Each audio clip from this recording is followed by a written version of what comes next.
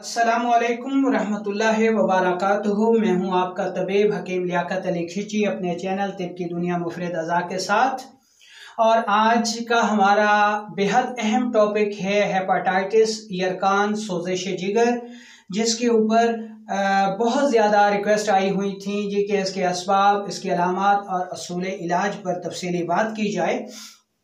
दोस्तों, ये टॉपिक जहां अवामुन्नास के लिए बेहद अहम है, वहाँ मुआलजीन के लिए भी बेहद अहम है कि वो इसके असबाब, अलामात और असूल इलाज को समझ कर बेहतरीन इलाज मुआलजा कर सकते हैं, क्योंकि हेपाटाइटिस को खामोश कातिल भी कहा जाता है और ये दुनिया भर में इस वक्त तेज़ी से फैलता हुआ मर्ज है।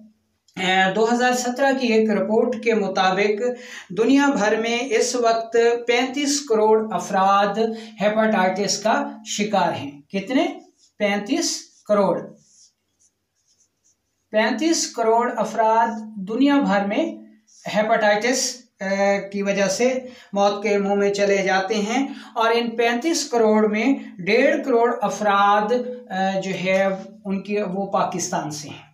यानी इसमें जो 1.5 करोड़ अफराद हैं वो पाकिस्तान से हैं। तो आप अंदाज़ा कर सकते हैं कि ये कितना अहम टॉपिक है। तो अपने टॉपिक की तरफ बढ़ने से पहले आपसे गुजारिश है कि अगर आपने हमारा ये चैनल सब्सक्राइब नहीं किया तो जल्दी से इसे सब्सक्राइब कर लें और साथ लगे घंटी के बटन को भी दबा दें, ताकि तिब सेहत के मौजू पर हर नई आने वाली वीडियो आपको सबसे पहले मिल सके।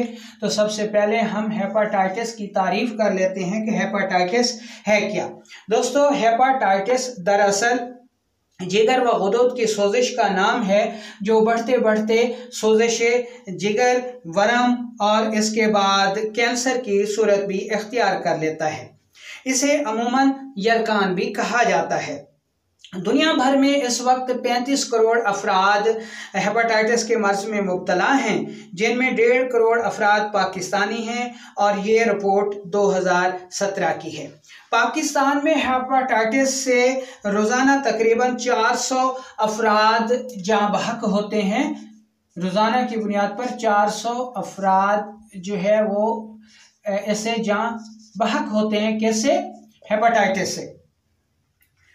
एक वक्त था जब तबीब या हकीम ये कहते थे कि आपके जिगर में गर्मी से सोजिश हो गई है, तो दुनिया हंसती थी और कहती थी कि हुक्कामा को जिगर की गर्मी के अलावा और कुछ पता ही नहीं है। और आज हर तरफ सोजिश जिगर की आवाज़ें ही आ रही हैं। जदीद तिब यानी एलोपैथी हेपाटाइटिस को जो है वो जरासीमी मर्ज करार देती है और इसकी 5 इकसाम जो हैं वो बयान करती है, यानी A, B, C, D और E। 1, 2, 3, 4 और 5 यानी इसको जरासीमों का सबब करार देती है। और अब तक हेपाटाइटिस के जरासीमों की 5 इकसाम दरियाफ्त हो चुकी हैं और बाकियों की तलाश तेज़ी से जारी है। लेकिन ये बात याद रहे कि जरासीम या वायरस आज खुद पैदा नहीं हो सकते, यानी जरासीमों या वायरस के पैदा होने के लिए रतूबात या मवाद का रुक कर मुताफन होना ज़रूरी है। जब तक रतूबात कहीं पर ना रुके उस वक्त तक जो है वो जरासीम पैदा नहीं हो सकते।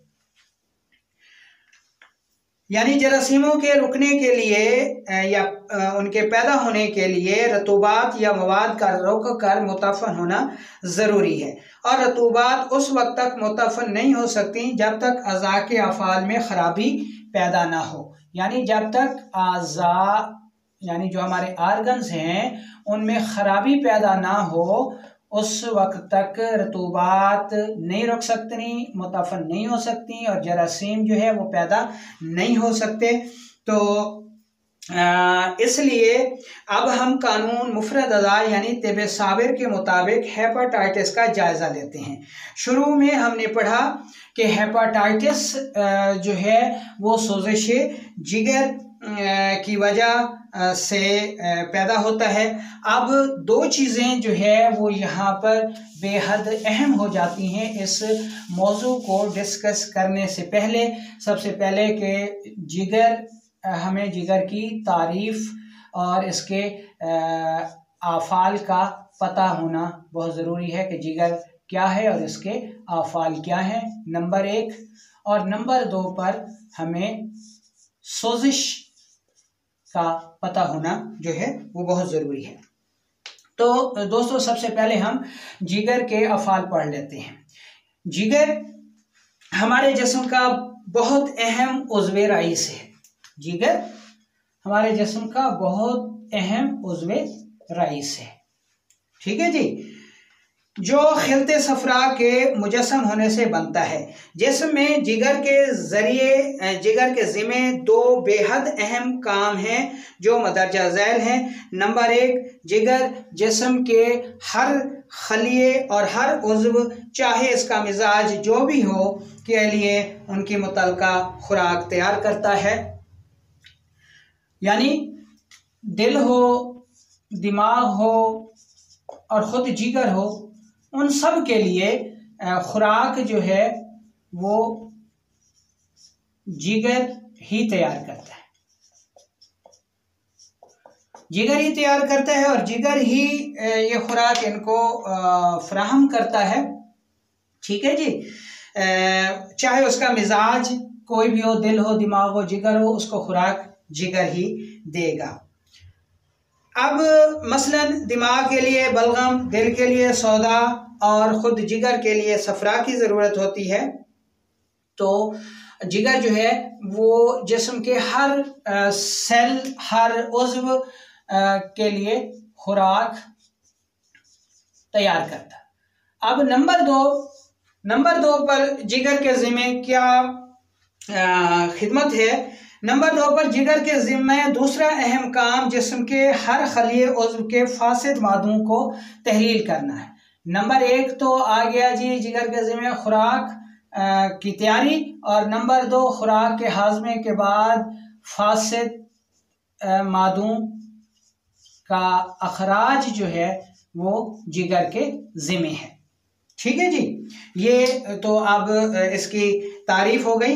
इसलिए कानून मुफरद अज़ा में हकीम इनकलाब जनाब दोस्त मोहम्मद साबिर मुल्तानी साहिब रहमतुल्लाह अलैह ने अपनी तहकीक से ये फरमाया कि जिगर व गुदुद जो हैं वो दिमाग और दिल के दरमियान वाक़ई हैं, जिनकी तरतीब ये बनती है कि जिगर अपने एक पर्दे गुदुद जाज़बा के ज़रिए कल्ब व उज़लात से मुंसलिक है और कल्ब व उज़लात को उनकी खुराक खिलते सौदा फराहम करता है, जबकि जिगर अपने दूसरे पर्दे के ज़रिए, जिसको गुदुद नाकला कहा जाता है, दिमाग से मुंसलिक है और इनको इनकी मुतल्लिका खुराक खिलते बलगम फराहम करता है।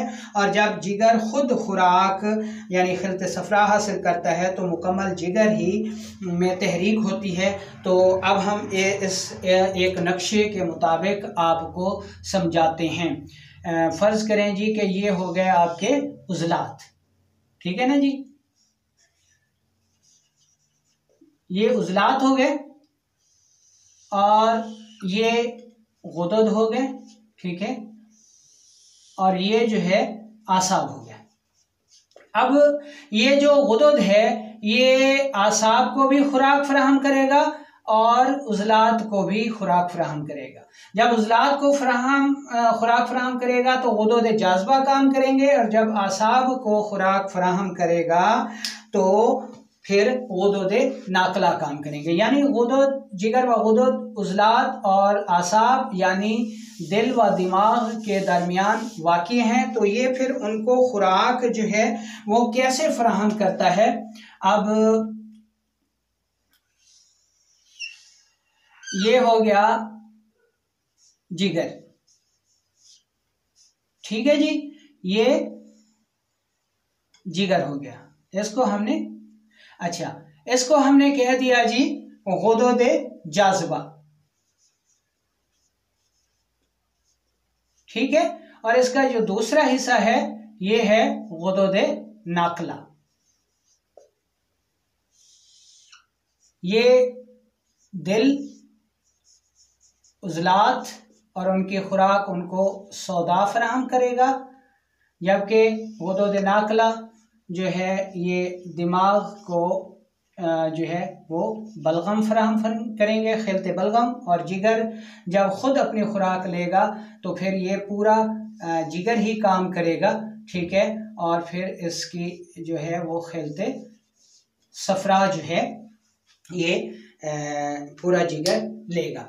यानी जिगर जब कल्ब उज़लात को उसकी खुराक खिलते सौदा फराहम करेगा तो जिगर के गुदूद जाज़बा काम करेंगे, और जब जिगर दिमाग को उसकी खुराक खिलते बलगम फराहम करेगा तो फिर जिगर के गुदूद नाकला काम करेंगे, और जब जिगर खुद अपनी खुराक खून से लेगा तो फिर पूरा जिगर ही काम करेगा। तो ये तो हो गया इसकी खुराक का हसूल। अब इसके ज़िम्मे, जिगर के ज़िम्मे हमने पढ़ा कि दूसरा जिगर के ज़िम्मे सबसे अहम काम जो है वो है फासिद मादों का अखराज। तो अब हम ये देखते हैं कि फासिद मादे जो हैं वो कैसे खारिज होते हैं, जिगर व गुदद जो है वो कैसे इनका फासिद मवाद का अखराज करता है। दोस्तों, जिस तरह हमने पढ़ा कि जिगर ही जिस्म के हर सेल और उज़्व को खुराक फराहम करता है, चाहे उनका मिजाज कोई भी हो। दिमाग को भी जिगर खुराक फराहम करेगा, दिल को भी जिगर खुराक फराहम करेगा, और ख़ुद अपनी खुराक भी जिगर ही तैयार करेगा। इसी तरह पूरे जिस्म के जो फासिद मादे हैं वो चाहे बलगमी फासिद मवाद हो, उज़लाती फासिद मवाद हो या फिर सफरावी फासिद मवाद हो, तो उनका जो अखराज है वो भी जिगर ही जो है वो खारिज करेगा। तो उसका क्या तरीक़ेकार है? उसका तरीक़ेकार जनाब, इसको आप दिल समझ लें जनाब, जैसे भी ये पिक्चर है बहरहाल इसको जो है वो आप दिल समझ लें। आप दिल से साफ़ खून जो है वो पूरे जिस्म को सप्लाई होता है। ये साफ़ खून है, ऑक्सीजन वाला खून है, और ये पूरे जिस्म को सप्लाई होता है, ठीक है जी। अब फासिद मादे जो है वो कैसे खारिज होते हैं, इस मैकेनिज़्म को समझे कि खून में हर खलिए और हर जो है उसकी उज़्व की खुराक जो है वो पाई जाती है। ये जनाब इनको सेल समझ लें, ठीक है। ये एक जो है इसमें दरमियानी छोटा नुक्ता है, ये असबी खलिया हो गया जिसकी खुराक बलगम है, ठीक है जी। ये उज़लाती खलिया हो गया जिसकी खुराक सौदा है, और ये सफरावी खलिया हो गया जिसकी खुराक सफरा है, ठीक है, यानी ये गुद्दी खलिया हो गया। अब इनके दरमियान जो है ये एक आपको छोटा सा निशान नज़र आ रहा है, इसको समझने की कोशिश कीजिए। खून जब जो भी कोई खलिया भूख महसूस करता है तो खून जो है बलगमी रतूबात का तरश्शे करता है। जब ये रतूबात का तरश्शे करता है तो इससे असबी खलिया अपनी खुराक खिलते बलगम ले लेता है, उज़लाती खलिया खिलते सौदा ले लेता है, सफरावी खलिया सफरा ले लेता है, और जब ये अपने फासिद मादों को खारिज करते हैं तो बच जाने वाला ग़िज़ाई ज़ख़ीरा और प्लस इन खलियात के फासिद मवाद को ये जो गुदूद जाज़बा हैं, लम्फेटिक ग्लैंड्स हैं, ये उस फासिद मवाद को चूस लेते हैं, और चूस लेने के बाद ये फिर वरीदों में डाल देते हैं। वरीदों में जो है वो कार्बोनेटेड खून होता है, वरीदें इस खून को वापस जो है वो दिल में ले जाती हैं, ठीक है जी। दिल में ले जाती हैं, और दिल फिर इस खून को मुख्तलिफ जगहों पर साफ़ करता है, गुर्दों में साफ़ होता है, फेफड़ों में साफ़ होता है, और जब ये साफ़ हो जाता है तो फिर ये सर्कुलेट करने के लिए तैयार हो जाता है। और जो फासिद मवाद होते हैं, बलगम का फासिद मादा, उज़लात का फासिद मादा और ख़ुद सफरा का फासिद मादा ये फिर गुदुद नाकला के ज़रिए, ठीक है, जिस्म से बाहर अखराज पा जाता है। यानी गोया जहाँ जिगर पूरे जिस्म को खुराक फ्राहम करता है, वहाँ जिगर ही पूरे जिस्म के फासिद मादों को जिस्म से खारिज करता है। तो जब खून से ये खलियात खुराक ले लेते हैं और अपना फासिद मवाद खारिज कर देते हैं, तो उस फासिद मवाद और बच जाने वाले ग़िज़ाई ज़ख़ीरे को गुदुद जाज़बा जज़ब कर लेते हैं और फिर वरीदों में डाल देते हैं। वरीदें इस फासिद मवाद वाले खून को लेकर दिल, फेफड़े और गुर्दों में साफ़ करती हैं, और जो फासिद मादा नाकाबिले तहलील होता है वो गुदुद नाकला के ज़रिए जिस्म से बाहर खारिज पा जाता है। उम्मीद है कि यहाँ तक आपको बात समझ आ गई होगी। तो अब हम मज़ीद आगे बढ़ते हैं। अब हम हेपेटाइटिस को कानून मुफरद अज़ा की रोशनी में पढ़ते हैं। कानून मुफरद अज़ा में दरअसल 3 इस्तिलाहात इस्तेमाल होती हैं।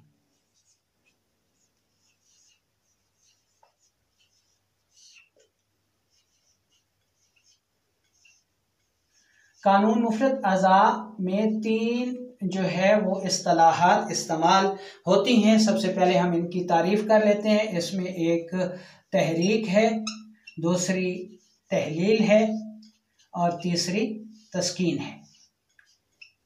ठीक है जी। अब हम तहरीक की तारीफ़ कर लेते हैं जी कि तहरीक से क्या मुराद है। तहरीक हरकत से निकला है और हरकत किसी चीज़ के हसूल के लिए पैदा होती है। तिब साबिर की इस्तिलाह में अज़ा का खुराक के हसूल के लिए हरकत में आना तहरीक कहलाता है। यानी तहरीक की हालत में हमारा जिस्म और हमारे अज़ा खून से अपनी खुराक हासिल करते हैं। तो गोया हम कह सकते हैं कि जिस्म व अज़ा का तहरीक की हालत में हरकत में आकर अपनी खुराक हासिल करना तहरीक कहलाता है। अब नंबर 2 पे आ जाती है जी कि तहलील। और तहलील क्या है जी? जब खून में किसी उज़्व की खुराक जो है वो उज़्व खून से अपनी खुराक तहरीक की सूरत में हासिल कर लेता है। तहरीक खुराक का हसूल, यानी जब कोई उज़्व तहरीक की हालत में अपनी खुराक हासिल कर लेता है, फिर वो इसको हज़म करता है और हज़म के बाद इसके फासिद मादे बनते हैं। तो वो फासिद मवाद तहलील की सूरत में जिस्म से खारिज होते हैं। जिस तरह के एक मोमबत्ती तहलील होती है, तो इसी तरह खुराक के बाद जो फासिद मादे बनते हैं वो तहलील के अमल से जिस्म से अखराज पाते हैं। अब तीसरे नंबर पर है तस्कीन। खुराक का हसूल भी काम है, फासिद मवाद का अखराज भी काम है। तो इस काम की वजह से जिस्म या अज़ा थक जाते हैं, तो फिर वो तस्कीन की सूरत में आराम और सुकून हासिल करते हैं। ये तो हो गई तबाई तहरीक की। अब हम गैर तबाई तहरीक की तारीफ़ कर लेते हैं कि गैर तबाई तहरीक क्या है, यानी ताकि हमें सोजिश का भी पता चल जाए। क्योंकि यहाँ हमने सोजिश जिगर लिखा, तो हमने जिगर की तारीफ़ कर ली, जिगर के अफ़ाल बयान कर लिए। अब हम सोजिश को बयान कर लें। तो गैर तबाई तहरीक की तारीफ़ क्या बनेगी? जब खून में किसी उज़्व की खुराक ज़्यादा पाई जाए, तो वो उज़्व अपनी खुराक हासिल करके अपनी तबाई हरकत से तेज़ हो जाता है, जिसकी वजह से इसमें सोजिश व सुकेड़ पैदा हो जाता है। मसलन अगर खिलते बलगम की ज़्यादती हो जाए तो दिमागी सोजिश पैदा हो जाती है। खिलते सौदा की ज़्यादती हो जाए तो उज़लाती सोजिश पैदा हो जाती है। और खिलते सफरा की ज़्यादती हो जाए तो गुद्दी सोजिश पैदा हो जाती है। ठीक है जी। अब यहाँ तक हमको समझ आ गई। तो अब तहलील का मतलब भी हमने समझा दिया जी कि तहलील से का मतलब है पिघलना, हल होना। जैसे मोमबत्ती जब जलती है तो हरारत से आहिस्ता आहिस्ता पिघल के आखिरकार ख़त्म हो जाती है। तिबी इस्तिलाह में तहलील से मुराद आज़ा या जिस्म का खुराक के हसूल के बाद बनने वाले फासिद मवाद का जिस्म से अखराज करना तहलील कहलाता है। ये हालत सेहत है, लेकिन अगर फासिद मादों के अखराज के बाद भी तहलील का अमल जारी रहे तो जिस्म के अज़ाए असलिया ही पिघलने लगते हैं, जो कि मर्ज़ है। तो अब तस्कीन तहरीक भी काम, तहलील भी काम। तहरीक और तहलील के यके बाद दीगरे काम से जो अज़ा थक जाते हैं तो वो तस्कीन की हालत में आराम और सुकून हासिल कर लेते हैं। अब यहाँ पर चंद चीज़ें आपको समझना बेहद ज़रूरी हैं। क्या जी? हकीम इनकलाब जनाब दोस्त मोहम्मद साबिर मुल्तानी साहिब रहमतुल्लाह अलैह फरमाते हैं कि गैर तबाई तहरीक से सोजिश व सुकेड़ होता है, तहलील से पिघलाव होता है जिसे ज़ौफ़ कहते हैं, और तस्कीन से फुलाव होता है जिससे कमज़ोरी होती है। मज़ीद फरमाते हैं कि जब किसी उज़्व में तहरीक होगी तो उससे अगले उज़्व में तस्कीन और उससे अगले उज़्व में तहलील हो जाएगी। तो वो कैसे होगी? सबसे पहले हम इसको पढ़ते हैं, क्योंकि सेहत की हालत में तो हमने पढ़ लिया कि ये हालत सेहत है, इसमें तहरीक की सूरत में खुराक का हसूल,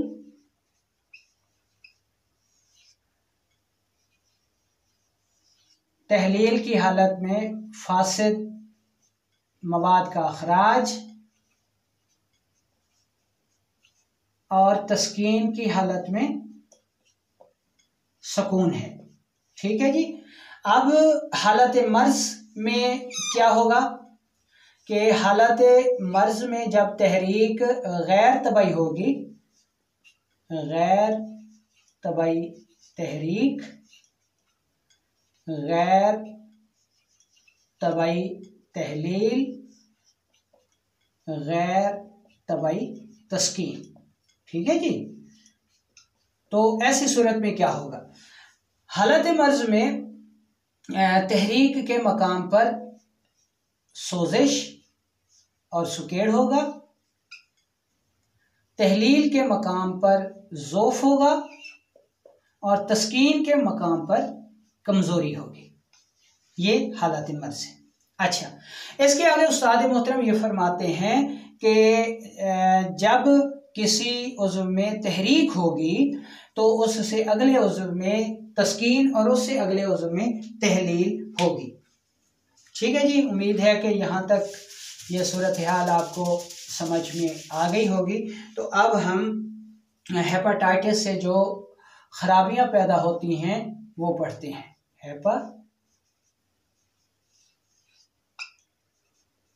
हेपेटाइटिस से पैदा होने वाली खराबियाँ।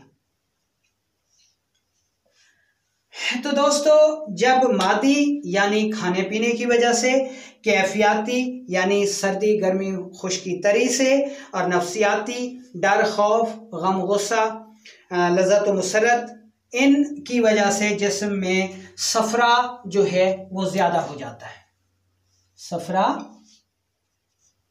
बढ़ जाता है।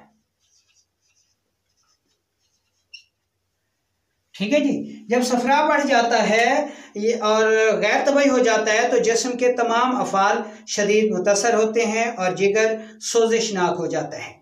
जिगर की सोजिश की वजह से ना तो जिगर साले खुराक जिस्म के अज़ा को दे पाता है और ना ही इनके फासिद मादों को जिस्म से निकाल सकता है, जिसकी वजह से जहाँ एक तरफ जिस्म के तमाम अज़ा साले खुराक ना मिलने से कमज़ोर होते चले जाते हैं तो दूसरी तरफ खून में जहरीले मादों के ना निकलने से जिस्म में जहर फैल जाता है और इंसान बहुत जल्द मर जाता है, क्योंकि जिस्म में तमाम जहरीले मादे urea, uric acid, creatinine, SGPT, AST, bilirubin ख़तरनाक हद तक बढ़ जाते हैं।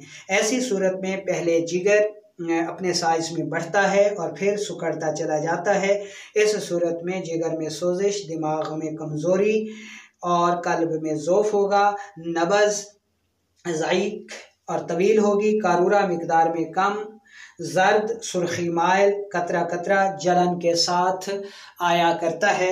तो इस सूरत को आप यूँ समझ लें कि हेपेटाइटिस से जो ख़राबियाँ पैदा होती हैं उनको इससे समझें कि हमने जिगर के अफ़ाल को पढ़ा कि जिगर का काम तमाम जिस्म को खुराक फराहम करना है। ठीक है जी। और नंबर 2,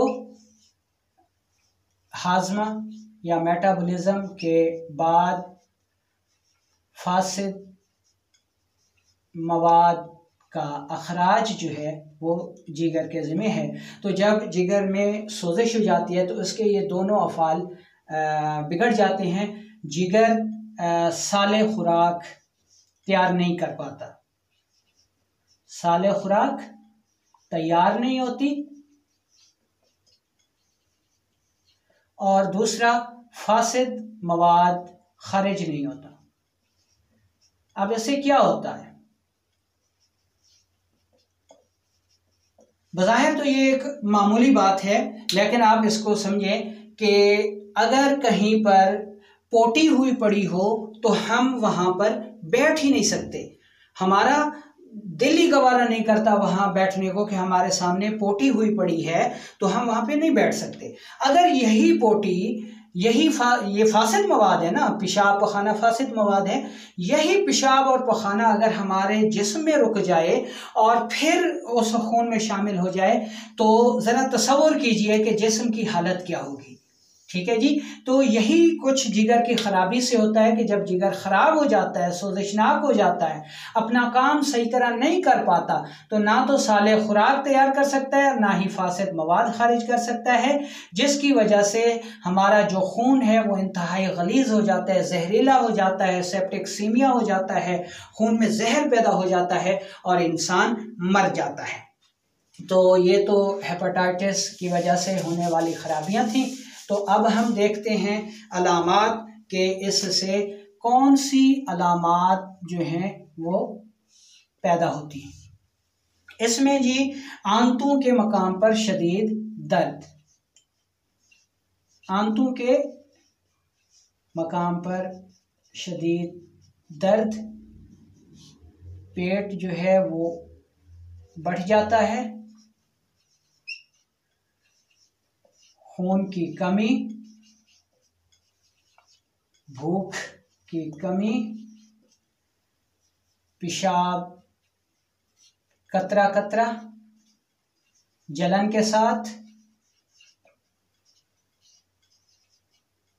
चक्कर, ब्लड प्रेशर हाई, वज़न का तेज़ी से कम होना, सांस का फूलना, शदीद कमज़ोरी, पूरे जिस्म पर वरम, लाग़री, खून की कमी, मुसलसल बुखार, हाथ पाँव की जलन, पेशाब का कतरा कतरा, कब्ज़ और इंतहाई सूरतों में जिगर का सुकड़ जाना, वर्मे रहम, सोज़श रहम, सूरत अंजाल वग़ैरह के मामलात जो हैं वो पैदा हो जाते हैं। तो दोस्तों यहाँ तक आपने पढ़ा, समझा हर चीज़ को।